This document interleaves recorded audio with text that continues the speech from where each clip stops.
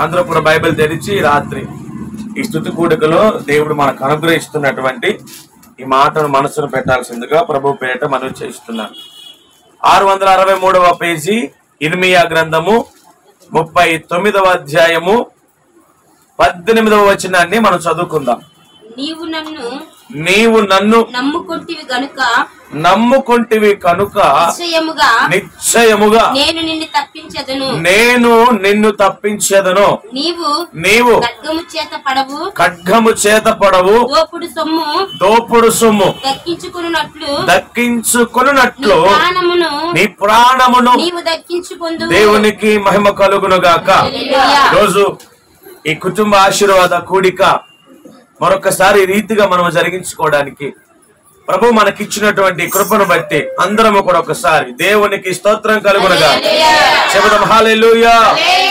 మంచిది. ఈ రోజు నాగరాజు గారికి, రావులమ్మ గారికి, వాళ్ళ పిల్లలకి ప్రభు పేరిట నా వందనాలు అలాగే శుభాలు తెలియజేస్తూ ఉన్నాను. కూడి వచ్చిన మీ అందరికీ కూడా దేవుని యొక్క నామమందు మీ అందరికీ కూడా నా వందనాలు శుభాలు తెలియజేస్తూ ఉన్నాను. మంచిది. దేవుని బిడ్డలారా, ఈ రాత్రి కొరకై ప్రభు మనకు అందజేయబోతున్నటువంటి ఒక గొప్ప చక్కటి వాగ్దానముతో కూడినటువంటి ఈ లేఖనంలోని వాక్యం ఏమిటి అంటే, మన దేవుడు మనలను తప్పించువాడు. స్తోత్రం కలుగునగా. చదవబడిన లేఖనములో రాయబడిన మాట ఏమిటి అంటే, అతడు నన్ను నమ్ముకున్నాడు కనుక నేను అతనిని తప్పిస్తాను. స్తోత్రం చెప్పండి. నిజమే, ఈ మాట మనం నమ్మాలి. ఎవరైతే దేవుని నమ్ముకుంటారో వారిని దేవుడు తప్పిస్తాడు. నేను ఇప్పటికీ పలు సందర్భాల్లో చెప్పాను, మరొకసారి మీకు జ్ఞాపకం చేస్తున్నాను. అమెరికాలో జరిగినటువంటి కాలిఫోర్నియాలో లాస్ ఏంజల్స్ సిటీలో కొన్ని వేల కిలోమీటర్ల వరకు ఏమండి పట్టణం అంతా కాలిబూడిదైపోయింది. నేను గ్రూప్ లో కూడా పెట్టాను. కానీ ఒక్క ఇల్లు మాత్రం కాలిపోలేదు. ఒక్క ఇల్లు మాత్రం కాలిపోలేదు. మీరు టీవీలో చూసినా, ఒకవేళ మన గ్రూప్ లోకి వెళ్ళి చూసినా ఆ ఫోటో నేను పెట్టాను. కొన్ని వందల వేల ఇల్లు బూడిదైపోయాయి, కాలిపోయాయి. నిలువ నీడలేక నిరాశ్రయులు అయిపోయారు. ప్రజలందరూ కూడా అల్లాడిపోతున్నారు. అలాంటి పరిస్థితుల మధ్యలో ఒక దేవుణ్ణి నమ్ముకున్న గృహము ఏమండి, ఆ గృహానికి ఇంత మరక కూడా పడకుండా దేవుడు కాపాడాడు. ఈరోజు మన వర్తమానం ఏమిటంటే, మన దేవుడు మనల్ని తప్పించువాడు. చెప్పండి ఆమేన్. నా దేవుడు నిన్ను తప్పించునుగాక. ఈరోజు ఈ కుటుంబ ప్రార్థన ఏర్పాటు చేసుకున్నటువంటి నాగరాజు గారి కుటుంబాన్ని నా దేవుడు ప్రతి విధమైన సమస్య నుంచి తప్పించునుగాక. కూడి వచ్చిన మీ కుటుంబాలను కూడా నా ప్రభువు అనేక విధములైన ప్రతికూల పరిస్థితుల నుంచి తప్పించునుగాక. ఈ మాట సరిగ్గా 7 సంవత్సరాల కిందట ప్రభు నాకు వాగ్దానం ఇచ్చినటువంటి మాట. దేవుణ్ణి నమ్ముకున్న కొత్తల్లో మీరు నమ్మండి, నా బుగ్గలలో నల్లటి మచ్చలు ఉంటాయి. ఇప్పుడు చిన్న మచ్చలు 1-2 ఉంటాయి. ఒక 7 సంవత్సరాల క్రిందట గనక నా నోటిని మీరు చూస్తే 1.5 సంవత్సరం బ్రష్ చేయలే. నేను ఏ హాస్పిటల్కి వెళ్ళినా క్యాన్సర్ అన్నారు. చేప పొట్టలో నల్లటి పొర ఉంటుంది చూడండి, అలా అయిపోయింది. నా నోరంతా అయిపోయింది. 1.5 సంవత్సరం బ్రష్ చేయల. చప్పటి కూడు, వేడి వస్తువు తినలేను, కారం తినలేను, మసాలాలు తగలకూడదు. బ్రష్ చేయడానికే బాధ, బ్రష్ పెడితే మంట, చిగుళ్ళు ఎర్రగా కందిపోయి ఉండేవి. పెద్ద పెద్ద హాస్పిటల్స్ కి వెళ్ళాను, అందరూ ఒకటే అన్నారు, దీనికి మందులేమి లేవు, ఇది క్యాన్సర్ లా ఉంది, మీరు గనక సిద్ధపడితే ట్రీట్మెంట్ కొరకు అడుగు ముందుకేద్దాం అన్నారు. భయం వేసింది, ఏడుపు వచ్చింది, దుఃఖం వచ్చింది. దేవుని నమ్ముకున్న కొత్త 6 నెలలు అవుతుందేమో. ప్రభువును నమ్ముకుని ఖచ్చితంగా 6 నెలలు కాదులేండి, నేను ఈస్టర్కి దేవుని నమ్ముకున్నాను, జనవరికి అంతే 6 నెలలు దేవుని నమ్ముకున్న 6 నెలలే. అందరూ అన్నారు, ఇదిగో యేసు ప్రభువుని నమ్ముకున్నాడు, శ్రమలు వచ్చేసాయి, యేసు ప్రభువుని నమ్ముకున్నాడు ఈ కుర్రోడు. అప్పుడు నా వయసు చాలా చిన్నది, ఇప్పుడు నాకు 31 అంటే 7 సంవత్సరాల కిందట మాటింది. చాలా చిన్న వయసులో దేవుని నమ్ముకున్నాను, శ్రమలు వచ్చేసాయి, యేసు ప్రభువుని నమ్ముకున్నాడు గనక కష్టాలు వచ్చేసాయి, ఇబ్బందులు వచ్చేసాయి అని చెప్పి చాలా మంది కొందరు రకరకాలుగా మాట్లాడారు. అయితే నేను ఒకటే, దేవుణ్ణి నమ్ముకొని లోకాన్ని విడిచి నేను ప్రభు దగ్గరికి వచ్చాను. ఇప్పుడు నాకు వేరే దారి లేదు, వేరే దిక్కు లేదు. హాస్పిటల్కి వెళ్ళే స్తోమత లేదు. ఈ మందులు అడ్డాలు, భయంకరమైనటువంటి టెస్టులు, పరీక్షలు నా వల్ల కాదు. నాకు 2 పిల్లలు, అప్పటికి మా 2 పిల్లలు కదా, అప్పటికి 2 పిల్లలు, నేను, భార్య, అమ్మ, తమ్ముడు. భయం వేసిపోయింది. సంఘమంతా కూడా కదిలిపోయారు. ఒకటే అనుకున్నాను నేను, నన్ను పిలిచిన దేవుడు నమ్మదగిన వాడు గనుక ఈ పరిస్థితుల్లో నుంచి నన్ను ఆయన తప్ప మరి ఎవరు తప్పించలేరు గనుక నేను ప్రార్థన చేసుకుంటాను అని చెప్పి 3 రోజులు ఉపవాసం ఉండి కన్నీరు కార్చి సంఘంలోనే కూర్చొని ఏడ్చి ప్రార్థన చేసుకుంటే దేవుడు నాకు ఇచ్చిన మాట ఈరోజు మీకు చూపిస్తున్నాను. నీవు నన్ను నమ్ముకున్నావు కనుక నేను నిన్ను తప్పిస్తున్నాను. ఎవరైతే యథార్థమైన హృదయంతో దేవుణ్ణి నమ్ముకుంటారో వారు తప్పించబడతారు. క్యాన్సర్ వ్యాధి నుంచి తప్పించబడ్డాను నేను. ఇప్పటికీ అక్కడ చిన్న చిన్న మచ్చలు ఉంటాయి నాకు. దేవుడు అట్లా ఉంచాడు కావాలనే, ప్రూఫ్ కొరకు. నోరంతా భయంకరమైనటువంటి ఆ క్యాన్సర్ పుండుతో ఉన్నప్పుడు నా దేవుడు నన్ను తప్పించాడు. నేను ఒకటే చెబుతున్నాను, ఈరోజు దేవుణ్ణి నమ్ముకోండి. ఎన్నోసార్లు చెప్పాను, దేవుణ్ణి నమ్ముకోవడం అంటే బైబిల్ పట్టుకోవడం కాదు, మనము మందిరాలకు రావడం కాదు, ఏదో పై ప్రార్థన, నామకార్థపు స్థితి, నులువెచ్చని పరిస్థితి కాదు, వేషధారణ కాదు. దేవుణ్ణి నమ్ముకోవడం అంటే చావైనా బ్రతుకైనా ఆయనతోనే, కీడైనా మేలైనా ఆయనతోనే. దేవుణ్ణి ఎవరైతే ఇలా నమ్ముకుంటారో వారిని ఎక్కడా కూడా దేవుడు చెయ్యి విడిచిపెట్టాడు. ఈరోజు కొన్ని మాటలు మీకు నేను చెబుతా. మన దేవుడు ఎవరని చెప్పాను? తప్పించేవాడు. ఎలాంటి పరిస్థితుల్లో నుంచి తప్పిస్తాడో 2 మాటలు మీకు నేను చూపిస్తాను. బైబిల్ ఒక్కసారి తెరిచి 196వ పేజీ వెనక నుంచి రండి. వెనక నుంచి 196వ పేజీ, క్రొత్త నిబంధన గ్రంథంలో 196వ పేజీ, తిమోతికి వ్రాసిన 2వ పత్రిక 4వ అధ్యాయము 17వ వచనాన్ని చదవండి. 2వ తిమోతికి వ్రాసిన పత్రిక 4వ అధ్యాయము 17వ వచనములో, అయితే నా ద్వారా సువార్త పూర్ణముగా ప్రకటింపబడి నిమిత్తమును అన్యజనులందరూ దాని విని నిమిత్తమును ప్రభువు నా ప్రక్క నిలిచి. సరిగ్గా స్పష్టంగా అక్కడ ఉన్న మాటలు చదవండి. మన ప్రభువు నా ప్రక్క నిలిచి, నా ప్రక్కన నిలబడి నన్ను బలపరచెను గనుక సింహము నోటి నుండి తప్పింపబడి తిని. దేవునికి మహిమ కలుగునుగాక. చెబుదాం హల్లెలూయా. ఏ విషయాలలో ప్రభువు మనం తప్పిస్తాడో తెలుసా? ఇక్కడ భక్తుడు తన అనుభవాన్ని తెలియజేస్తూ అంటాడు, నేను సింహపు నోటి నుండి తప్పించబడ్డాను. సింహపు నోటి నుండి తప్పించబడ్డాను. ఒక మాట ఆలోచన చేయండి. బైబిల్లో 2 రకాల సింహాలు ఉన్నాయి. బైబిల్లో 2 రకాల సింహాలు ఉన్నాయి. ఒక సింహము పేరేమో యూదా గోత్రపు సింహము, అనగా మన యేసయ్య. ఎవరండి? యూదా గోత్రపు కొదమ సింహము, అది మన యేసయ్య. 2వ సింహం కూడా ఉంది. ఆ సింహము పేరేమిటి? అపవాది, గర్జించు సింహము, అపవాది. ఇలా 2 రకాల సింహాలు మనకు బైబిల్ గ్రంథంలో కనబడుతూ ఉన్నాయి. అయితే భక్తుడు ఏ సింహము నోటి నుండి తప్పించబడ్డాడో తెలుసా? ఎవరిని మింగుదామా? స్తోత్రం చెప్పండి. నేను సింహపు నోటి నుండి తప్పించబడ్డాను. బైబిల్లో చెప్పబడిన మాట. ఎవరిని మృంగుదామా అని గర్జించు సింహము వలె అపవాది అటు ఇటు తిరగలాడుచున్నాడు. ఎవరిని మృంగుదామా అని. ఏమండి, ఎన్నోసార్లు చెప్పాను, ఎన్నో సందర్భాలలో మీకు నేను వివరించాను. వాక్యాన్ని దేవుడు నాకు ఇచ్చిన జ్ఞానాన్ని బట్టి, ఏదో నాకున్నటువంటి తలాంతులను బట్టి, నాకు తెలిసిన విషయాలు మీకు చెప్పుకుంటూ వచ్చాను. ఎవరిని మృంగుదామా?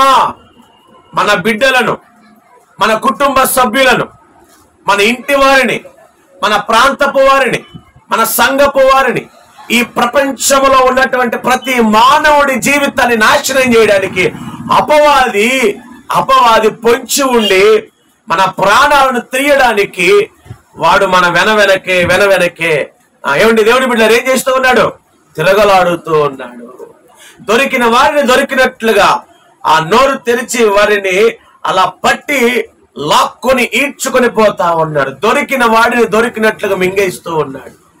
అయితే ఈరోజు ఈ రాత్రి ఈ అపవాది అయినా, ఎవరిని మృంగుదామా అని తిరుగుతున్న అపవాది అయిన ఈ సింహపు నోటి నుండి మనము, మన బిడ్డలు, మన కుటుంబాలు తప్పించబడాలంటే మనము దేవుణ్ణి నమ్ముకున్న వారంగా ఉండాలి. దేవుణ్ణి నమ్ముకున్న వారంగా ఉండాలి. ఎవరైతే దేవుణ్ణి నమ్ముకుంటారో వారిని దేవుడు రక్షిస్తాడు. అపవాది మనలను మృంగాలను చూస్తా ఉంది. ఎందుకంటే భూమి పుట్టుక మొదలు, మనుషుడి పుట్టుక మొదలు సాతానుడు దేవుని మీద కోపముతో ఆయనను ఎదుర్కొనే సత్తా లేక ఆయన బిడ్డలైన మన మీద పడివాడు రకరకాల దాడులు చేస్తూ ఉన్నాడు. ఏమండి, అనారోగ్యం అనే ఒక వేదన కుటుంబాల్లో కలిగించాడు. అప్పు బాధలు అనే ఒక సమస్య కుటుంబాల్లో పెట్టేశాడు. గొడవలు, కొట్లాట్లనే కొన్నిటిని మన కుటుంబాల్లోకి వాడు జొరబాటుగా తెచ్చి పెడేశాడు. ఇలా ఒకటి కాదండి దేవుని బిడ్డలారా, ఒక్కొక్కటి ఎన్నో. ఏదో ఒక రూపాన మనల్ని మృంగాలను చూస్తున్నాడు. ఏదో ఒక రూపాన మన కుటుంబాలను నాశనం చేయాలని చూస్తున్నాడు. ఏదో ఒక రూపాన మనలను, మన బిడ్డలను, మన కుటుంబాలను సర్వనాశనానికి నడిపించాలని వాడు కంకణం కట్టుంటే దేవుడు అంటున్నాడు, నా ప్రజలారా, నా బిడ్డలారా, నా యుద్ధకు రండి, నన్ను నమ్ముకోండి, నేను తప్పిస్తాను. ఎక్కడి నుంచి అయ్యా మమ్మల్ని తప్పిస్తామంటే అపవాది చేతుల్లో నుంచి మిమ్మల్ని తప్పిస్తాను. ఈరోజు నేను అదే చెబుతున్నాను, మీరు తప్పించబడాలి. ఈరోజు మన కుటుంబాలు తప్పించబడాలి. దేవుని బిడ్డలారా, దేవుని నమ్ముకోవడం అంటే, మళ్ళీ చెబుతున్నాను దేవుని బిడ్డలారా, వేషధారణ వద్దు. దేవుడు అన్నాడు, ఉంటే వెచ్చగా అయినా ఉండు, చల్లగా అయినా ఉండు, నువ్వు వెచ్చగా ఉండకు. ఎలా ఉండదు? కొంత సమయం భక్తి, కొంత సమయం లోకం, కొంత సమయం ప్రార్థన, కొంత సమయం ఈ లోక సంబంధమైన, ఈ భూ సంబంధమైన విషయాలు. ఇలా కాదండి దేవుని బిడ్డలారా, మనము నిత్యము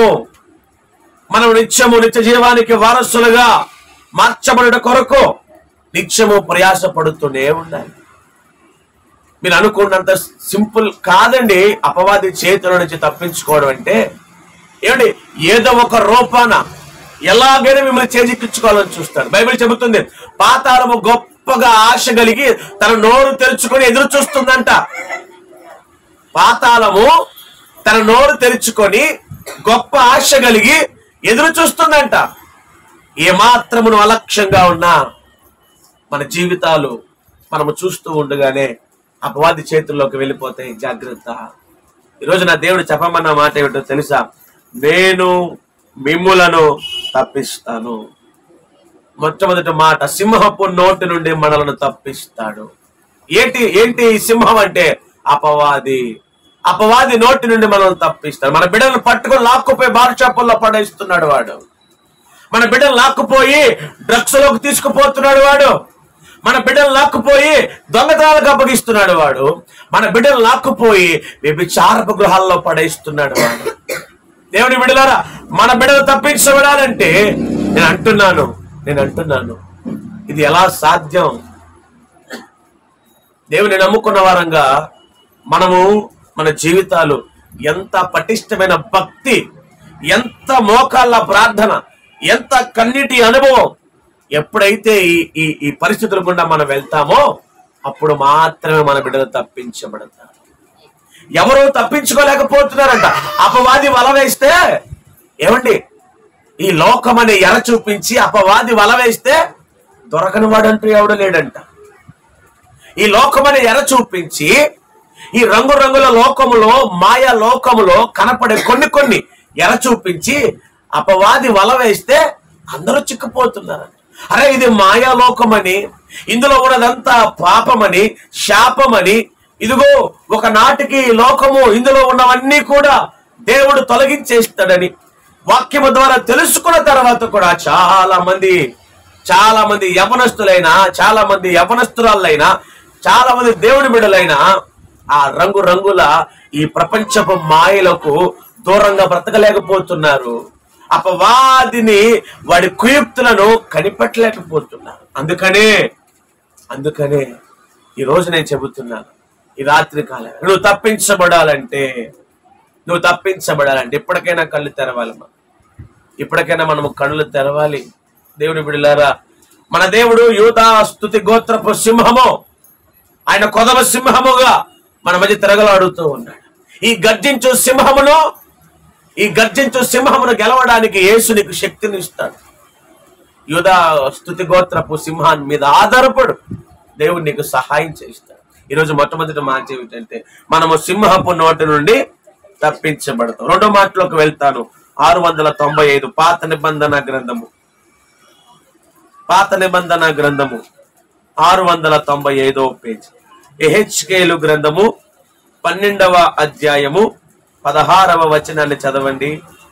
యెహెజ్కేలు గ్రంథము 12వ అధ్యాయము 16వ వచనాన్ని చదువుకుందాం. అయితే నేను యెహోవానై ఉన్నానని అన్యజనులు తెలుసుకున్నట్లు తాము చేరిన అన్యజనులలో తమ హేయ కృత్యములన్నింటినీ వారు వివరించి తెలియజెప్పుటకై ఖడ్గము చేత పూలకుండునను క్షామమునకు చావకుండునను తెగులు తగలకుండునను నేను వారిలో కొందరిని తప్పించదను. దేవునికి మహిమ కలుగునుగాక. మన రెండో మాట ఏమిటంటే తెగులు తగలకుండా. రెండో మాట ఏమిటి? తెగులు తగలకుండా నేను వారిని తప్పించదను. మన మొదటి మాటలో చదువుకున్నటువంటి విషయం ఏమిటంటే సింహపు నోటి నుండి తప్పిస్తానన్నాడు. రెండో మాట ఏమిటి? తెగులు. రెండవ మాట దృష్టి ఇక్కడ పెట్టండి. రెండవ మాట తెగులు.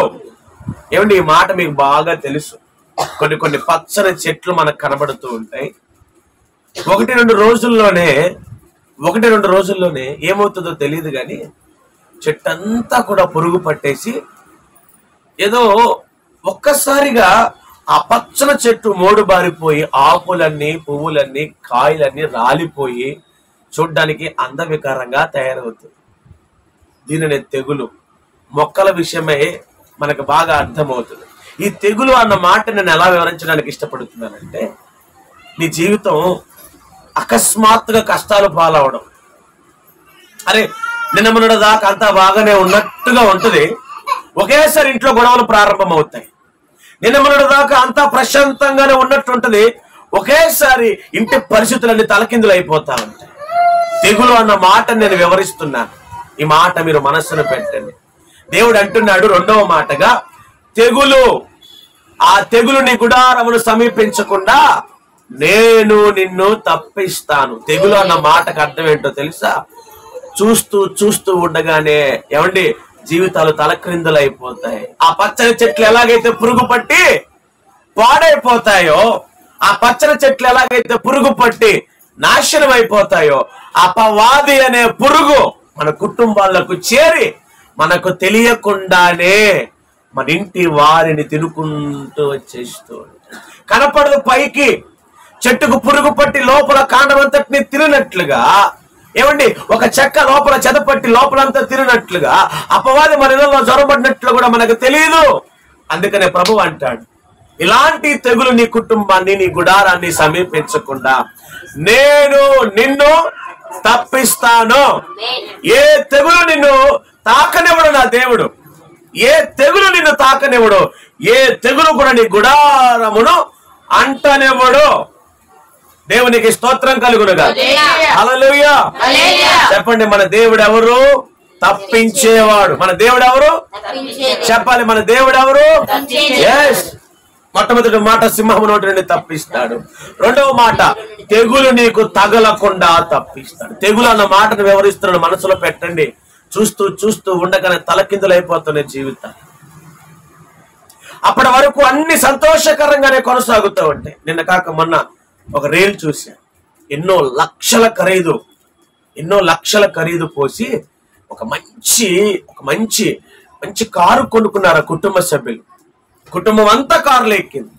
వీడియో తీసుకున్నారు, చక్కగా నవ్వుకున్నారు, ఎంజాయ్ చేశారు. లక్షలు ఖరీదు చేసి ఖర్చు పెట్టి కారు కొన్నారు. బయలుదేరి ఇంటికి వెళ్తూ కారుతో సహా లారీ కిందకి వెళ్ళిపోయి ఒక్కడు బ్రతకలేదు. లక్షలు ఖరీదు చేసే కారు అండి అది. కోట్లు ఖరీదు చేసే కారు నేను ఫేస్బుక్ రీల్లో చూశాను. కారు ఎలా అయిపోయిందో తెలుసా? ఒక అప్పడం నలిగిపోయినట్లుగా నలిగిపోయి. కారు కొన్న ఆనందంలో వారు మరి ఎలా వెళ్ళారో మనకు తెలియదు, కానీ లారీ కింద వెళ్ళిపోయింది. కారు ఆగి ఉన్న లారీ కిందకి వెళ్ళిపోయింది. కారు నుజ్జు నుజ్జు అయిపోయింది. చూస్తూ చూస్తూ ఉండగానే వారి జీవితం ఏమైపోయింది? నాశనం అయిపోయింది. ఇప్పుడు అపవాది కూడా మన మధ్యలో ఉంటూ వాడు మనకు కనపడకుండా మన కుటుంబాలను ఇలా నాశనం నడిపించాలని చూస్తా ఉంటే, నా దేవుడు అంటాడు, నన్ను నమ్ముకుంటావా? నీ ఇంట ఏ తెగులు అనేది చొరబడకుండా నేను నిన్ను తప్పిస్తాను. నన్ను నమ్ముకో. మళ్ళీ చెబుతున్నాను, దేవుణ్ణి నమ్ముకోవడం అంటే పై పై భక్తి కాదు. దేవుని బిడ్డలారా, హృదయ అంతరంగంలో నుంచి రావాలి. భక్తి. ఏ తెగులు నీ కుటుంబాన్ని తాకనివ్వడు ఆయన. ఈ మాటలన్నీ మనసులో పెడతామని ఆశపడుతున్నా. ఈ చిన్న స్తుతి కూడికలో, ఈ చిన్న ఆరాధనలో ప్రభు మనకు చెబుతున్న చక్కటి మాటలు వినండి. మన దేవుడు తప్పించేవాడు. ఎన్నో విషయాలను తప్పించబడ్డానండి. మన మధ్య నేను ఒక వారం కిందట భోగి రోజు ఖమ్మం వెళ్ళొస్తున్నాను మీటింగ్కి. ఇంచుమించుగా పెనగంచిపురంలో ఆ ప్రాంతం, మీకు తెలుసుగా పెనగంచిపురంలో అంటారు. ఆ ప్రాంతంకి వచ్చాను. ఒక 50 నుంచి 60 స్పీడ్లో ఉన్నాను బండి మీద, పల్సర్ బండి మీద. దేవుని బిడ్డలారా, స్పీడ్గా వచ్చేస్తున్నాను. ఎడమ చేతి పక్కన ఇంకో బండి వెళ్తా ఉంది. అందులో చాలా వయసు మళ్ళీ వారు పెద్దవారు తోలుతున్నారు. అయితే వారు పొలం వచ్చిందంట కుడి చేతి పక్కన. ఒక్కసారి ఎడమ చేతి పక్క నుంచి కుడి చేతి పక్క తిరిగేశారు బండి. ఎడమ చేతి పక్క వెళ్తున్నారు, నేను 60 స్పీడ్లో ఉన్నాను. వాళ్ళకి నాకు పెద్ద డిస్టెన్స్ లేదు, నేను వాళ్ళని క్రాస్ చేద్దాం అనుకుంటున్నాను. ఎడమ చేతి పక్క నుంచి కుడి చేతి పక్కకు వచ్చేసింది ఒక్కసారి బండి. వారు పెద్ద వయసు, వాళ్ళు అనుకోలేదు. వారి పొలం వచ్చింది కదా అని బండి పక్కకు తిప్పేశారు. మీరు నమ్మండి, మీకు తెలుసు నాకు అంత బండి తోలడం రాదని. బండి ఎలా ఆగిందో కూడా నాకు తెలియదు. ఏమాత్రం పడితే కుర్రోండి, నేను పడినా నాకు పెద్ద ఇబ్బంది కాదు. వెనక వాళ్ళ ఆయనకి ఒక 60+ ఉంటాయి. పొరపాటు నేను గుర్తు పడితే ఆ శేష జీవితం అంతా ఏదో ఒక ఎముకిరిగి నన్ను తిట్టుకుంటానే ఉంటారు వాళ్ళు. అవునా? ఆ వయసులో వారికి అతుక్కోవు. చక్కగా నడిచేవాడిని పడేశాడు పలానా ఓడని నన్ను తిట్టుకుంటారు.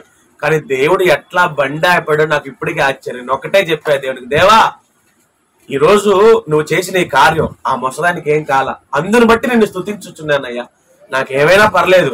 ఆ పెద్ద వయసు వ్యక్తికి ఏమన్నా అయ్యుంటే బతుకున్నంతకాలం నన్ను తిట్టుకుంటాడు, వాళ్ళ ఇంట్లో వాళ్ళు తిట్టుకుంటారు. తప్పెవరిదాన్ని పక్కన పెట్టండి. వారు బతుకున్నంత కాలం వారి నోటి మాట నాకు, ఆ నోటి మాట ద్వారా నా కుటుంబానికి కీడు తెగులు నా దేవుడు ఆపాడు. 60 స్పీడ్లో ఉన్న బండి ఆగిపోయింది. నా బండి తెలిసి పల్సర్ వేసుకొస్తాను, ఫ్రంట్ బ్రేక్ తప్ప ఇంకా బ్రేకులు కూడా ఉండవు. ఇంకా పరిస్థితి బాగోక మీటింగ్ అర్జెంటుగా వెళ్ళాను, కానీ నా దేవుడు నన్ను కాపాడాడు. వాళ్ళ పక్క నేను కూడా వాళ్ళతో పాటు ఇలా కుడి చేతి పక్క పొలం దాకా వెళ్ళిపోయాను. అలా వెళ్ళిపోయింది బండి, మా 2 బండ్లు ఇలా వెళ్ళిపోయినాయి. అయ్యా క్షమించయ్యా అంటున్నాడు. చల్లని పెద్దవాళ్ళు జాగ్రత్తగా వెళ్ళండి అని చెప్పి దేవుడిని స్తుతించుకుంటూ విజయవాడ వచ్చా. ఒకటి జ్ఞాపకం ఉంచుకోండి, మనము దేవుణ్ణి నమ్ముకుంటే దేవుడు మనల్ని తప్పిస్తాడు.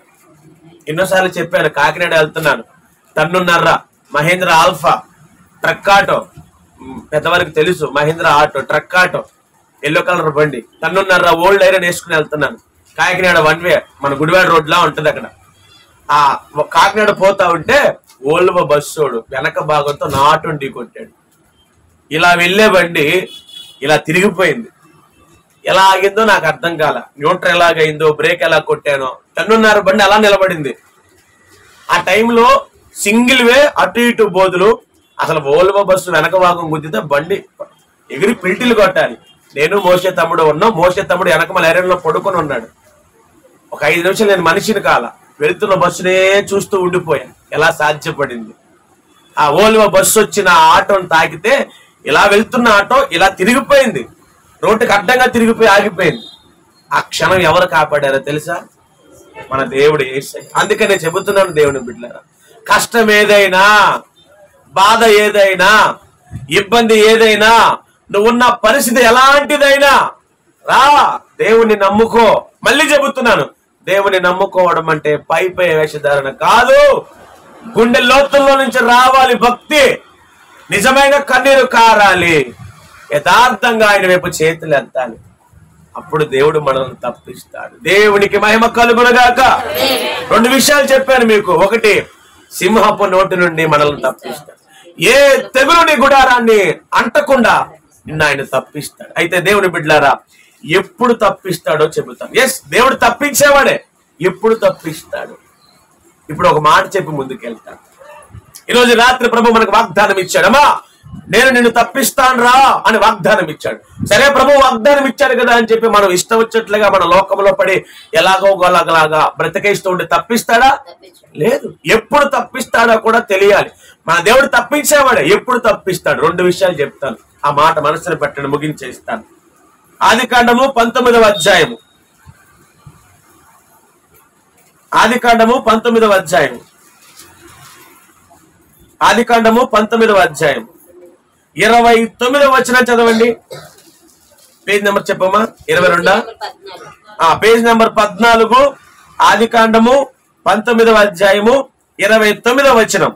దేవుడు ఆ మైదానపు పట్టణములను పాడు చేసినప్పుడు దేవుడు అబ్రహామును జ్ఞాపకము చేసుకొని లోతు కాపురమున్న పట్టణములను నాశనము చేసినప్పుడు ఆ నాశనమున మధ్యను లోతు నశించకుండా అతన్ని తప్పించెను. దేవునికి మహిమ కలుగునుగా.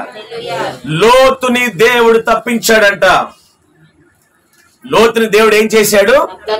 మీకు తెలుసు కదా, సొదొమ గొమొర్రా పట్టణాలు, 2 పట్టణాలు. సొదొమ గొమొర్రా అనే 2 పట్టణాలు ఆదికాండంలో కనబడతాయి. ఆ 2 పట్టణాలు ఎలాంటివంటే భయంకరమైన పాపముతో నింపబడిపోయిన పట్టణాలు. ఆ 2 పట్టణాలు ఎలాంటివండి? వారు మగవారితో మగవారే పాపము చేసే అంత దుర్మార్గపు స్థితి ఆ పట్టణాల్లో పరిస్థితి. అలాంటి పట్టణాలను దేవుడు చూసినప్పుడు దేవుడికి కోపం వచ్చి 2 పట్టణాలు ఏం చేశాడు? దేవుడు అగ్ని చేత ఆకాశం నుండి అగ్ని కురిపించి 2 పట్టణాలను కాల్చి పడేశాడు. ఈ సందర్భంలో 2 పట్టణాలలో వందలాది ప్రజలు చచ్చిపోతే ఒక్క వ్యక్తి తప్పించబడ్డాడంటే. ఎవరా ఒక్క వ్యక్తి? అదేనా మీరు చదివింది? లోతు తప్పించబడ్డాడు. ఎవరి లోతు? అబ్రహాం గారు వాళ్ళ అబ్బాయి. అంటే తమ్ముడు కొడుకో అన్న కొడుకో, మొత్తానికి అబ్రహాం గారికి కుమారుడి వరుస. అవునా? ఈ లోతు గారు తప్పించబడ్డాడంట. అందరూ చనిపోయారు, ఇళ్ళన్నీ కాలిపోయినాయి, బూడిద మిగిలింది. కానీ ఎలా తప్పించబడ్డాడో తెలుసా? ఈ లోతు అబ్రహాము చేసిన ప్రార్థన ద్వారా తప్పించబడ్డాడో. ఈరోజు అదే చెబుతున్నాను. రేయి మొదటి జామున మన గ్రూప్ లో ప్రార్థన పెడుతున్నాం. మనం రేయి మొదటి జామున మన గ్రూప్ లో ప్రార్థన పెడుతున్నాం. అందరూ రండి. గ్రూప్ లో ఆ వాట్సాప్ కాల్ చేస్తున్నాను. కాల్ లిఫ్ట్ చేసి జాయిన్ అయ్యి ప్రార్థనలు ఏకీభవించండి. మన ప్రార్థనలు దేవుడు వింటాడు, మనల్ని తప్పిస్తాడు. అబ్రహాము ప్రార్థన చేశాడు. ఎలా చేశాడో తెలుసా? దేవుడు వచ్చి, అబ్రహాము, నేను సొదొమ గొమొర్రా పట్టణాలను నాశనం చేస్తున్నాను, నీకు చెప్పాలనిపించి చెబుతున్నాను అన్నప్పుడు వెంటనే అబ్రహాముకి స్ట్రైక్ అవుట్ అయిపోయి, అవును, సొదొమ గొమొర్రాల పట్టణంలో ఎవరున్నారు? నా తమ్ముడు కొడుకున్నాడు, నా కుమారుడు ఉన్నాడు. అయ్యో దేవా, ఆ పట్టణాన్ని నువ్వు కాల్ చేస్తున్నావా? అవును అబ్రహాం. ఏంటి? అందులో నా కుమారుడు ఉన్నాడయ్యా. అయితే ఏమైంది? ఆ పట్టణం నా దృష్టికి హేయమైనదిగా కనబడింది. వాళ్ళందరూ పాపం చేశారు, నేను ఆ పట్టణాన్ని కాల్చేయాలనుకుంటున్నానంటే అబ్రహాం ఏం చేశాడు తెలుసా? యేసయ్య ముందర కాళ్ళకు బంధాలు వేసేసి, అంటారు కదా, ముందర కాళ్ళకు బంధాలు వేసి కాళ్ళు పట్టేసుకొని, దేవా నా కుమారుడిని కాపాడు. దేవుడితో పెనుగులాడాడు అబ్రహాము. అలాంటి ప్రార్థన మన దగ్గర ఉండాలండి. నీ పిల్లలు పాపములో ఉన్నారా?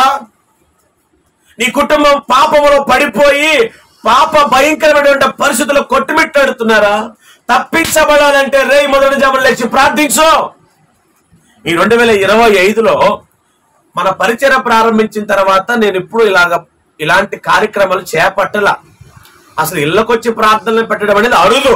మన పరిచర్యలో ఇళ్ళకొచ్చి ప్రార్థనలు పెట్టడం అనేది అరుదు. నేను ఎక్కువ మందిరంలోనే ఉండేవాడిని. కానీ ప్రభు బయలుపరిచిన సత్యం ఏంటంటే 2025లో ప్రతి ఇంట్లో ప్రార్థన జరగాలని చెప్పాడు. అంటే ఇంట్లో కుదిరితే ఇంట్లో, మందిరంలో కుదిరితే మందిరంలో, ప్రతి ఇంటి పేరిట ప్రార్థన జరగాలి, జరిగి తీరాలి అని ప్రభు నాకు ఆజ్ఞిస్తే, అది మీకు చెబితే మీరు స్పందించి ప్రార్థనలు పెట్టుకుంటున్న విధానాన్ని బట్టి నేను ప్రభువుని స్తుతిస్తూ ఉన్నాను. ప్రతి ఇంట ప్రార్థన. ఎందుకో తెలుసా? ఈ ప్రార్థనే మనల్ని తప్పించింది. సింహపు నోటి నుండి నువ్వు తప్పించబడాలంటే ప్రార్థన కావాలి. ఏ తెగులు నీ గుడారాన్ని అంటకూడదంటే ప్రార్థన కావాలి. ఇప్పటికైనా మించిపోయిందేమీ లేదు. ప్రభు అవకాశం ఇస్తున్నాడు, ప్రార్థించండి. ఒక అర్ధ గంట ఉదయాన్నే లేచి 5ంటికి లెగుద్దాం, 5:30 లేదా 5:40 కల్లా ప్రార్థన క్లోజ్ చేస్తున్నాను. మరలా 2 గంటలు పడుకొని అందరం పనులకు వెళ్దాం, అందరం కష్టపడుకుందాం, మరలా ఆదివారం కలుసుకుందాం. ఇలాంటి స్తుతి కొడుకుల్లో ఒకరోజు వచ్చినా మరొక రోజు రాకపోయినా పర్లేదు, ఒక రోజు ఆగి ఒక రోజు వచ్చినా పర్లేదు, ఇలా కలుసుకుందాం, ప్రార్థనలు చేసుకుందాం. ఈ ప్రార్థన ద్వారానే మనము తప్పించబడతాము. లోతు తప్పించబడ్డాడంటే అబ్రహాం గారి ప్రార్థన. నీ కుమారుడు కూడా తప్పించబడతాడు, తల్లిగా నీ ప్రార్థన నువ్వు చెయ్యాలి. నీ భర్త తప్పించబడతాడు, నీ ప్రార్థన నువ్వు చెయ్యాలి. నీ కుటుంబంలో ఉన్న పరిస్థితులన్నిటి నుంచి నువ్వు విడుదల పొందుకుంటావు, ప్రార్థన చేయాలి. నీళ్లు కుమ్మరించినట్లు రేయి మొదల జామున లేచి కన్నీటితో ఆయన పాదాలు కడగాలి, కన్నీటితో ఆయన పాదాలు కడగాలి. అప్పుడే నువ్వు తప్పించబడతావు, అప్పుడే నువ్వు ఆశీర్వదించబడతావు, అప్పుడే నువ్వు దీవించబడతావు. దేవుని బిడ్డలారా, ఈరోజు ఎలా తప్పిస్తాడు, ఎలా తప్పిస్తాడు? నువ్వు ప్రార్థన చేస్తే తప్పిస్తాడు. ముగించేస్తాను, ప్రార్థన చేద్దాం, ఇబ్బంది పెట్టను. 2 విషయాలు చెప్పాను, ఏ విషయాల్లో తప్పిస్తాడని. సింహము నోటి నుండి తప్పిస్తాడు, ఏ తెగులు నీ గుడారాన్ని తాగకుండా తప్పిస్తాడు. అయితే ఎలా, ఎప్పుడు అని మనం ఆలోచన చేస్తే ప్రార్థన బాగా చేసుకోవాలి. దేవుని బిడ్డలారా, నీకు తెలుసు సింహపు బోనులో, ఆ సింహపు ఏమంటారు, ఆ గోతిలో, ఆ గుహలో దానియేలు గారిని విసిరేశారు. ఎందుకని? దేవుని నమ్ముకున్నాడని సింహపు బోనులోకి, ఆ గుహలోనికి దానియేలు గారిని విసిరి పడేశారు. ఎవరు కాపాడారు? ఆ సింహపు నోటి నుండి ఎవరు కాపాడారు? దేవుడు. ఎలా కాపాడాడు? దానియేలు ప్రార్థన చేసుకున్నాడు, దానియేలు ప్రార్థన చేశాడు. షడ్రక్, మేషక్, అబేద్నెగోలు అగ్నిగుండంలోకి విసిరివేయబడ్డారు. ఎలా కాపాడబడ్డారు? ఎలా తప్పించబడ్డారు? ప్రార్థన చేశారు. అదే చెబుతున్నా, మన దేవుడు తప్పించేవాడు, మిమ్మల్ని తప్పిస్తాడు. ప్రార్థన బాగా చేసుకోండి, మీ కొరకు, మీ కుటుంబాల కొరకు. మరి ఇంకా వేరే ఏ విషయాల గురించి మీకు నేను చెప్పట్లేదు, కానీ మీకోసం, మీ కుటుంబాల కోసం బాధ్యత కలిగి ప్రార్థన చేసుకోండి. అంచె దినాలలో ఉన్నాం, రాకడ సమీపంగా ఉంది, దేవుడు అతి త్వరలో రాబోతూ ఉన్నాడు. కాబట్టి ప్రతి క్రైస్తవ కుటుంబం ప్రార్థనలో బలపరచబడి రాబో ఉగ్రత నుంచి మనం తప్పించబడాలి. అందుకు చాలా ప్రాముఖ్యమైన మెట్టే ప్రార్థన. ఇది మిస్ అవ్వకూడదు మీరు. కాబట్టి ప్రార్థన చేసుకోండి. లోతును ఎలాగైతే దేవుడు తప్పించాడో అలా మీ బిడ్డలను తప్పిస్తాడు. మీ బిడ్డల మీద ఎలాంటి తెగులు పడకుండా కాపాడుతాడు. ఇప్పటిదాకా సరైన ప్రార్థన జీవితం నీకు లేదేమో, ఇప్పటిదాకా సరైన ప్రార్థన జీవితం నీకు లేదేమో, ఇప్పటి నుంచి కట్టుకోవడం ప్రారంభించు. ప్రార్థన లేకే కొన్ని సందర్భాల్లో మనం నష్టపోతున్నాం. ప్రార్థన లేకే ఒక క్రైస్తవుడు ఉండాల్సిన విధంగా ఉండకపోతేనే నష్టం వచ్చింది. క్రైస్తవుడు ఉండాల్సిన విధంగా ఉండకపోతేనే కష్టాలు వస్తాయి. క్రైస్తవుడు ఉండాల్సిన విధంగా ఉండకపోతేనే బాధలు వస్తాయి, ఇబ్బందులు వస్తాయి, ఇరుకులు వస్తాయి. క్రైస్తవుడు ఎలా ఉండాలి అంటే ప్రార్థనాపరుడుగా ఉండాలి. రెండో మాట చూపిస్తాను, ఎప్పుడు తప్పిస్తాడు ఆ మాట కూడా మీకు నేను చూపించి ముందుకు వెళ్ళిపోతాను. 2వ సమూయేలు గ్రంథము 273వ పేజీ, 273వ పేజీ, 2వ సమూయేలు గ్రంథము 22:20, 273వ పేజీ, 2వ సమూయేలు గ్రంథము 22వ అధ్యాయము 20వ వచనాన్ని చదవండి. నేను ఆయనకు ఇష్టుడను గనుక దేవునికి మహిమ కలుగునుగాక. రెండో మాట ఏమిటో తెలుసు? ఎప్పుడు తప్పిస్తాడో తెలుసా? 1, నువ్వు ప్రార్థన చేసుకోవాలి. 2, దేవునికి ఇష్టంగా బతకాలి. కొన్ని వేల సందర్భాల్లో చెప్పే ఈ మాట నేను పోయిన వారం అంతా కూడా చెప్పా. ఇక్కడ భక్తుడు ఏమంటున్నాడు? నేను ఆయనకు ఇష్టుని గనుక తప్పించాడు. దేవునికి ఇష్టంగా బతకండి. దేవుడు మిమ్మల్ని ఇష్టపడే విధంగా భక్తి చేయండి. పెద్దలు చెబుతారు, కొందరిని చూస్తే పెట్టబుద్ధి అవుతుంది, కొందరిని చూస్తే మొట్టబుద్ధి అవుతుంది. దేవుడిని చూసినప్పుడు ఎలా ఉన్నావు? దేవుడిని చూసినప్పుడు నువ్వు ఎలా ఉన్నావు? ఇష్టపడి ఏదన్నా నీకు పెట్టే విధంగా ఉన్నావా? నిన్ను చూడగానే ప్రభువుకి చికాకు అనిపించి అసలు నీ ముఖం కూడా ఆయనకి చూడాలనిపించకుండా భక్తిలో దిగజారిపోయి, ప్రార్థనలో వెనకబడిపోయి, వాక్యంలో వెనకబడిపోయి, క్రమాల్లో వెనకబడిపోయి, ఆరాధనలో వెనకబడిపోయి ఎలా ఉన్నావు? దేవుడికి ఇష్టడుగా బతుకో, ఇష్టరాలుగా బతుకో. అప్పుడే దేవుడు నిన్ను తప్పిస్తాడు. దానియేలు దేవుడు తప్పించాడంటే, షడ్రక్ మేషక్ అబేద్నెగోలు దేవుడు తప్పించాడంటే, బైబిల్ గ్రంథంలో ఉన్న భక్తుల జీవితాలను ప్రభు తప్పించాడంటే, ఇలాంటి ప్రతికూల పరిస్థితుల్లో కూడా మీరు భక్తి చేయగలిగారంటే, ఒకటి ప్రార్థన బాగా చేసుకున్నారు, రెండు దేవునికి ఇష్టలుగా బ్రతికారు. ఈ విషయాలు మీరు మనసులో పెట్టుకుంటారు. ఆశపడుతున్నారు. దేవుడు తప్ప మనలను తప్పించే వారి లోకంలో ఎవ్వరూ. అందుకని చెబుతున్నాను, మనుషులను నమ్ముకున్నట కంటే, రాజులను ఆశ్రయించుట కంటే యెహోవాను ఆశ్రయించుట మేలు. ఎవరు మనకు సాయం చేయరు, ఎవరో మనల్ని ఆదుకోరు, ఎవరో నీ కష్టములలో, నీ నష్టములలో, నీ బాధలలో నీకు సహకారులుగా నిలబడరు. నిన్ను తప్పించేవాడు, నిన్ను కాపాడేవాడు, నిన్ను రక్షించేవాడు, కునుకని నిద్రపోని నీ దేవుడు నా దేవుడే. ఆయన పేరు నజరేయుడగు యేసు. ఆయన పాదాల శరణం చొచ్చి బ్రతుకు. మనుషులను నమ్ముకోకు. ఇప్పటికీ చెబుతుంది, సేవకులు నమ్ముకుంటే పని అవదండి. ఏమండి, మళ్ళీ చెబుతున్నాను, సేవకుల కుటుంబాలకి దిక్కు లేదు. ఇక మళ్ళీ ఆ పెద్ద సేవకుడు అంటారు, ఈ పెద్ద సేవకుడు అంటారు, అక్కడ జ్యోతిష్యాలు అంటారు, ఇక్కడ జ్యోతిష్యాలు అంటారు. ఏమండి అంటే ఇప్పుడు క్రైస్తవుల్లో కూడా జ్యోతిష్యం ఉంది తెలుసా మీకు? మనం చెప్పాను. క్రిస్టియానిటీలో కూడా జ్యోతిష్యం ఉంది. అంటే ఏ జ్యోతిష్యం? చర్చికి వెళ్ళగానే ప్రవచనం చెప్పాలి. మొన్న కూడా చెప్పాను, చర్చికి వెళ్ళగానే ఏం చెప్పాలి నీకు అంటే, పాస్టర్ గారు ఏదో ఒక ప్రవచనం నీకు చెప్పాలి. అమ్మా ఇదిగో దేవుడు నీకు ఈ మాట తెలియజెప్పాడు, పోయక నీకేం కాదో. అలాంటివన్నీ నీకు చెవులకి ఇంపుగా ఆంతా ఉండాలి. అప్పుడే నువ్వు భక్తి చేస్తావు. మనుషులను నమ్ముకోకు, సేవకులను కూడా పక్కనెట్టు. నువ్వు దేవుడు, మీరు దేవుడు. ఇక నుంచి మంచి భక్తి. తప్పించబడడం అనేది ఎంత ప్రాముఖ్యమో అర్థం చేసుకోండి. తప్పించబడడం ఏమండి, కంటి రెప్ప ఆ పాటు చాలండి, మనల్ని బుట్టలో వేసుకుని వెళ్ళిపోతాడు అపవాదిగాడు. ఇందాక చెప్పాను, తెగులు గురించి ఒక మాట చెప్పాను. చూస్తూ చూస్తూ ఉండగల జీవితాలు ఏమైపోతున్నాయి? నాశనం అయిపోతున్నాయి. చూస్తూ చూస్తూ ఉండగా ఏమైపోతున్నాయి? అలాంటి గతి మనకు పట్టకుండా ఉండాలంటే లే, ప్రార్థనకో లే, మోకరించు. ఏదో ఒక సమయంలో నువ్వు మోకరించి ప్రార్థించు. చక్కగా ప్రతి ఆదివారం క్రమాన్ని ఫాలో అవ్వు. దేవుణ్ణి విడిచిపెట్టకు, వెంబడించు. మనుషులతో మనకొద్దు, దేవుడే. ఆయన పాదాలు పట్టుకుందాం. ప్రార్థన బాగా చేసుకుంటారని నేను ఆశపడుతున్నాను. నా దేవుడు నిన్ను, నీ కుటుంబాన్ని సింహపు నోటి నుండి అనగా అపవాది చేతుల్లో నుంచి తప్పించునుగాక. ఏ తెగులు నీకు తగలకుండా ఆయన నిన్ను కాపాడునుగాక. ప్రార్థన ద్వారా, దేవునికి ఇష్టంగా బతకడం ద్వారా ఇవన్నీ సాధ్యపడతాయి. దేవుడు మిమ్మల్ని దీవించి ఈ చిన్న వాక్యాన్ని మన వినికిడిలో ఫలింపచేయునుగాక. ఆమేన్. మంచిది దేవుని బిడ్డలారా, చెప్పాను కదా ఇందాక, ప్రతిరోజు 5 గంటలకు ఎగ్జాక్ట్ గా 5ంటికి మన గ్రూప్ తరపున ఫోన్ కాల్ వచ్చింది. వాట్సాప్ లో ఫోన్ సైలెంట్ లో ఉంటే రాదు. ఫోన్ సైలెంట్ లో లేకుండా వాల్యూమ్ పెంచుకుని తలాపుని పెట్టుకోండి. వాట్సాప్ లో గ్రూప్ కాల్ వచ్చింది. ఆన్సర్ బటన్ నొక్కండి, జాయిన్ అని వస్తుంది, ప్రెస్ చేయండి, మ్యూట్ లో పెట్టుకోండి. ప్రార్థనలోకి వచ్చిన వారు అక్కడ మైక్ సింబల్ ఉంటుంది, దాన్ని అలా నొక్కండి, రెడ్ లో పడుతుంది, మ్యూట్ లో ఉండండి. అప్పుడు నేను చేసే ప్రార్థన మీకు వినబడిద్ది.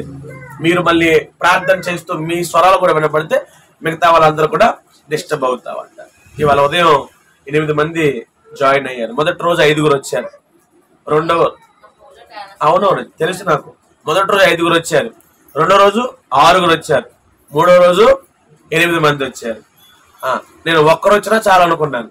వాస్తవానికి ఏమనుకున్నానంటే, ఇప్పటిదాకా అలవాట్లేదు కదా మన పిల్లలకి, ఒక్కరు వచ్చినా చాలు, మన పిల్లలు ఎవరో ఒకళ్ళు నిలబడ్డా చాలు, నా వంతు ప్రార్థన నేను చేస్తాను, నేను ఎప్పుడు ప్రార్థన చేస్తాను కదా అనుకున్నాను. కానీ 8 మంది 6 7 లైవ్ లోకి రావడం, ప్రార్థనలు ఏకీభవించడం చాలా సంతోషం అనిపించింది. అంతేకాదు, నేను చెప్పగానే మీరు మీ కుటుంబాల్లో ప్రార్థనలు పెట్టుకుంటున్నారు చూడండి, చాలా సంతోషం. ఇలా మనం బతుకున్నంత కాలం, ఇక్కడ ఈ చర్చ ఉన్నంత కాలం, మనం పొందిలో ప్రాణం ఉన్నంత కాలం, ప్రతి నెల మనం ఏం చేసుకోవాలి?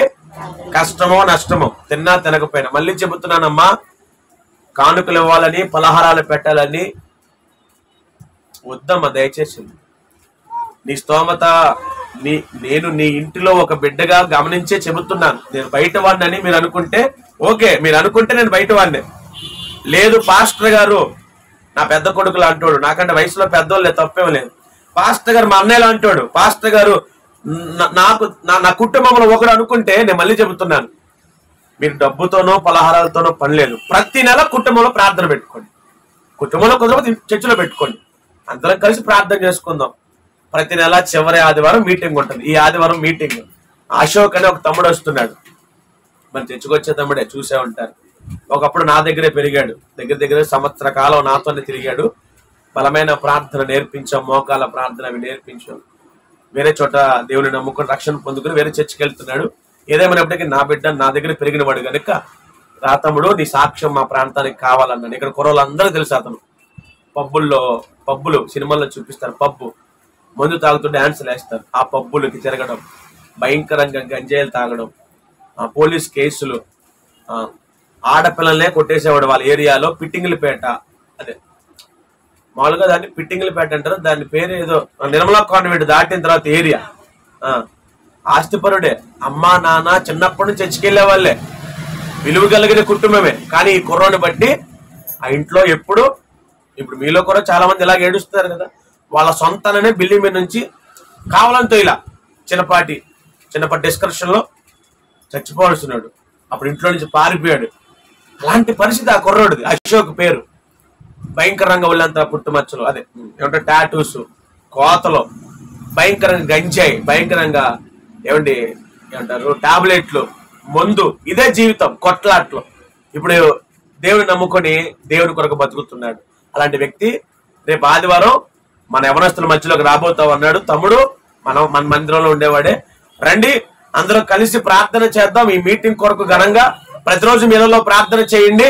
ఆదివారం మీటింగ్ ఘనంగా జరిగి, మనల్ని తెలుసు అశోక్ అంటే మామూలుగా అతను బ్లాస్ట్ బాయ్ అంటారు. బ్లాస్ట్ బాయ్, బ్లాస్ట్ అంటే ఏంటి అంటే మనోడు పేలిపోతారన్నమాట. అలా పెట్టుకుంటారు వీళ్ళు పేర్లు. దేవుడి కాడ పేర్లు ఎట్టువేసుకొని బ్లాస్ట్ బాయ్ తెగ పేలిపోతున్నాడు అంటారు చూడండి మీరు. అలాంటి కుర్రోడు అనమాట. దేవుని నమ్ముకున్నాడు. రండి అందరూ కలిసి ప్రార్థన చేద్దాం. ఆ రోజు భోజన కార్యక్రమాలు ఉంటాయి 200 మందికి. ఆ రోజు వంట కార్యక్రమం ఏంటంటే వైట్ రైస్ వండేద్దాం సింపుల్ గా, పప్పుచారు కాసేస్తాను, చికెన్ కూర వండేస్తాను, పెరుగు తెచ్చి పడేస్తాను, నీట్ గా వడ్డిచ్చేద్దాం, సింపుల్ గా తేల్చేద్దాం. వైట్ రైస్ తీసేసి పప్పుచారు కాసేసి చికెన్ కూర పెరుగు సింపుల్ గా లేపేస్తాను. మన పిల్లలకి పనులు అప్పగిస్తాను. నీట్ గా 9 ప్రార్థన ముగించేద్దాం. ఇక ఆ రోజు వాక్యాలు గిక్యాలే ఉండవు. తమ్ముడు వస్తాడు, తన జీవితం గురించి చెబుతాడు, ప్రార్థన చేసుకుందాం, భోజనం చేద్దాం, ముగించుకుందాం. ఇది రండి మీరు ఆ రోజు ఆ ప్రాంతంలో పాల్గొనండి.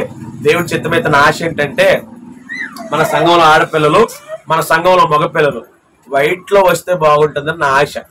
ఇక నుంచి ప్రతి నెల మీటింగ్ అప్పుడు, చర్చికి ఎలా వస్తావు పక్కనట్టు, మీటింగ్ అప్పుడు తెల్లటి వస్త్రాల్లో రా. అమ్మ మళ్ళీ చెబుతున్నాను, ఈ పరిచర్య ఎంత పౌరుషంగా చేస్తారో మీకు తెలుసు. నా మాట ఎంత కటువుగా ఉంటుందో మీకు తెలుసు. నేను నిలబడ్డానంటే ముందే ఆయనకు ఆలోచించుకుని మాట్లాడతా. నేను ఎంత పౌరుషంగా ఉన్నప్పుడు నా వెనుకున్న బిడ్డలు కూడా ఎట్లా ఉండాలి, అంతే పౌరుషంగా భక్తి చేస్తే మనం చెప్పే వాక్యాలకు దమ్ముంటది. ఎదుటోడు ఆ మాటలు విని మన దగ్గర రావడానికి అవకాశం ఉంటుంది. నేను గొప్పలకి గట్టిగా వాక్యాలు చెప్పి ఆన్ని బెదరేసేసి నేనేదో గుండెలు బాధేసుకుని ఆవేశంగా అరిసేసి నా వెనక్కున్న వారు తప్పులు చేస్తా ఉంటే విలువ ఉండదు మన సంఘానికి. దయచేసి అర్థం చేసుకుంటారు. నాశపడుతున్నా. ఈ ఆదివారం అయ్యా తెల్ల వస్త్రాలు అయ్యా అందరూ కొండ, మీరు కూడా ఉండాలి, అందరూ ఉండాలి. నారాజు గారు పాటలు సిద్ధపడండి. మీరు అయ్యా మీరు కూడా పాట నేర్చుకోపోయారు. ఏదైనా ఒక పాట మాతో ఇప్పుడు కలిసి పాడొచ్చు. అమ్మా పాడతారమ్మా, శివగారు పాడడం రాదా? నేర్చుకోండి అయ్యా. తెల్ల వస్త్రాలు ఉన్నాయిగా మీకు. ఆదివారం సాయంత్రం మిస్ అవ్వకండి. మీరు దుర్గారావు గారు, రాజు గారు, నేను, మోషే, సుందరు, ఇంకో తమ్ముడు మనం 10 మంది ఇప్పుడు గ్రూప్ గా యవనస్తులు కొంచెం కనబడుతున్నారు చర్చిలో. మగవాళ్ళు తెల్ల బట్టలతోనే రావాలి, ఆడపిల్లలు కూడా తెల్లటి వస్త్రాలతో రావాలి. మన హ్యాండిల్ కూర్చొని చూసిన 20 ఫ్రంట్ ఫ్లోర్ లో వేస్తాను. మన ఆడపిల్లలు ముందు కూర్చోవాలి, మన మగపిల్లలు వెనక కూర్చోవాలి, బయట నుంచి వచ్చే వాళ్ళు మధ్యలో ఉండాలి. ఇది ప్లాన్. మన ఆడపిల్లలందరూ ముందు వరుసలో చక్కగా కూర్చోవాలి తెల్లటి వస్త్రాలతో. ఇల్లు ఈ చర్చి వాళ్ళు అనుకుంటా గుర్తింపు కనపడిపోవాలి. మగపిల్లలందరూ వెనక రిసీవ్ చేసుకుంటూ మంచిగా అందరినీ కూర్చోబెడుతూ చక్కగా సర్దుతూ నేను స్టేజ్ మీద ఉంటా కాబట్టి అమ్మా ఇది మన కార్యక్రమాలు. రేపు తల్లిగారు ప్రార్థన, దేవమ్మ గారు. విచిత్రం ఏంటంటే అమ్మా వచ్చే మంగళవారం కూడా మీటింగ్ వెళ్తాను. వెనుకపాల్లో మీటింగ్ ఉంది. నేను మర్చిపోయాను యాక్చువల్ గా. నాకు నెల కిందట నాకు డేట్స్ వచ్చాయి. అయినప్పటికీ రేపు ప్రార్థన పెట్టుకుంటున్నారు దేవమ్మ గారు. ఎల్లుండేమో రాజధాని మందిరాల్లోనే జరుగుతాయి ప్రార్థనలన్నీ.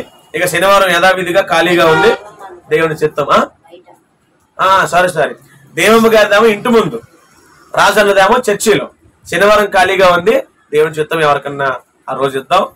త్వరగా ముగించేసుకొని మీటింగ్ జరిగించేసుకుందాం. దేవుని కృప మన సంఘానికి మనకు నిత్యము తోడుగా ఉండి మనలను మన ప్రభువు తప్పించునుగాక. ఆమేన్. ఈ ప్రార్థన ఏర్పాటు చేసుకున్న కుటుంబాన్ని నా దేవుడు దీవించి ఆశీర్వదించునుగాక. ఆమేన్. మంచిది, ముగించేసుకుందాం.